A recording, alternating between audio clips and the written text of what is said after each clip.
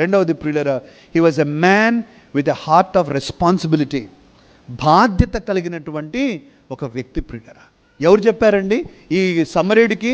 ఎవరు చెప్పారండి ఇతను చచ్చిపోతా ఉన్నాడు, మీరు ఏమైనా చేయండి చెప్పారు? ఎవరైనా బాధ్యత ఇచ్చారా? ఎవరు ఇవ్వలేదు. చెప్పిన బాధ్యతలే చేయట్లేదు ప్రియులరా.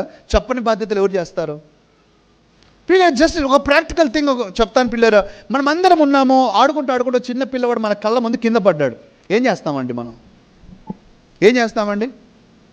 ఎవరిచ్చారండి బాధ్యత మనకు ఆ పిల్లవాడిని ఎత్తడానికి? వాళ్ళ అమ్మ వాళ్ళు ఎప్పుడైనా వాళ్ళ ఇంట్లో చెప్పారా?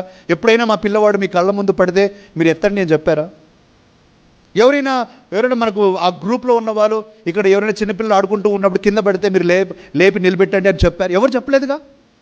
It is a unwritten a moral responsibility. మనలో ఉన్న ఒక నైతిక బాధ్యతగా మనం తీసుకుంటామో కొన్ని విషయాలు ఎవరు చెప్పాల్సిన అవసరం లేదు ప్రియులరా. దేవుడు మనకు అదే నేర్పించేది. ఎవరు మిక్కిలి కనికరం కలిగిన వారు, లేకపోతే జెన్యూన్లీ హెల్ప్ చేయాలనుకునే వారు ఎవరు నేను చెప్తాను ప్రియులరా, వారికి అవసరం ఉందని తెలిసి వారు నీ దగ్గరకు వచ్చి సహాయం కోరక ముందే నువ్వేదైనా సహాయం అందించగలిగితే నీలో చిత్తశుద్ధి ఉన్నట్టు.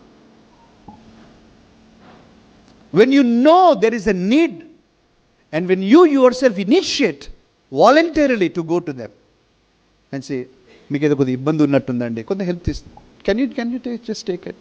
నేను 2 ఎక్స్ట్రీమ్స్ చెప్తా ఉన్నాను పిల్లల. క్రూరమైన మనస్తత్వము, కనికరం లేని మనస్తత్వం ఒకటి చెప్తా ఉన్నాను. కానీ ఇంకో వైపు నేను చెప్తూ ఉన్నాను, అడగకపోయినా సహాయం చేసేటువంటి స్వభావాన్ని కూడా నేను చెప్తా ఉన్నాను పిల్లల. నువ్వు చేయగలవా?